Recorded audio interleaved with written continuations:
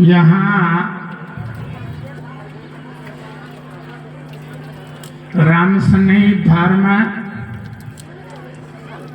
और हमारा निर्गुण ज्ञान,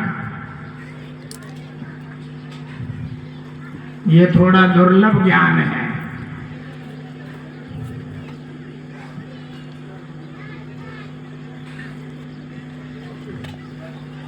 राम शब्द जो है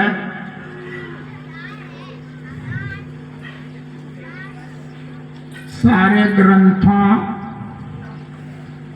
समग्र शास्त्रों में सबसे सरल मंत्र है।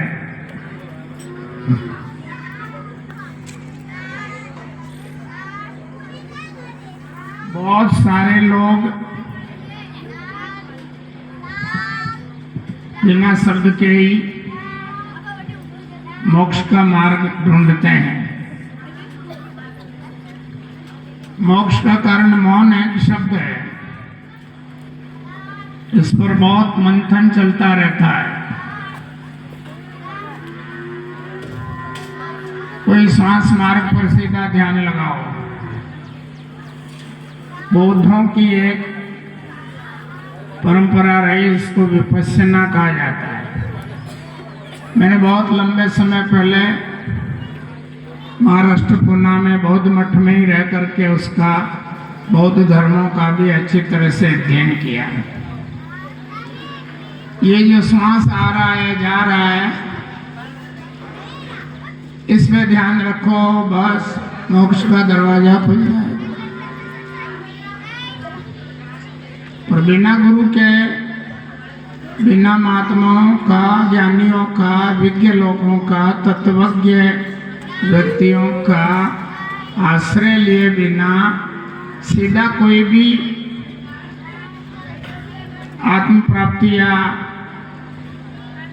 समाधि का ज्ञान प्राप्त करना चाहता है तो वो संभव नहीं है।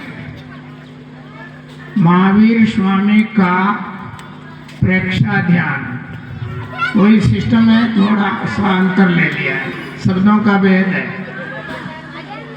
बहुत सारे खाते आजकल ऐसे खुल गए हैं जो बौद्ध विपश्यना का ही वैकल्पिक रूप है, और उन बौद्ध विपश्यना के द्वारा ही वो अपना ज्ञान दे रहे हैं। पर किसी ने अपना अलग मिशन बना दिया, किसी ने अपनी एक परंपरा बना दी, और किसी ने हमारा ज्ञान लो सबसे ऊंचा है, ये एक रोड़ा अटका दिया। कोई कहते हैं नहीं वो ज्ञान ऊंचा है, वहां चलो।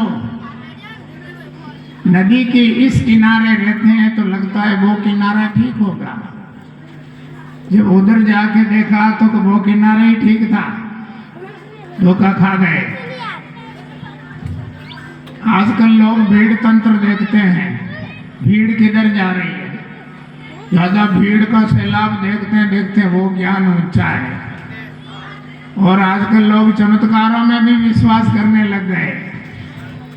कई माइंड रीडिंग की क्लास चल रही है जिसमें नंबर ही नहीं आता, वो भी मोक्ष का मार्ग नहीं है, ये एक तरह का भटकाव है, भीड़ तंत्र है।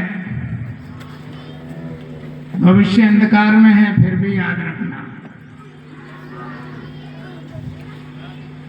बहुत शास्त्रों का अध्ययन करना होता है। आलड्य सर्वशास्त्राणि विचार्य च मुहुर्मुहु, समग्र ग्रंथों को पढ़ना पड़ता है, गौर विचार करना पड़ता है, उसके बाद ज्ञान का मार्ग खुलता है। और रामस्नेही धर्म एक ऐसा धर्म है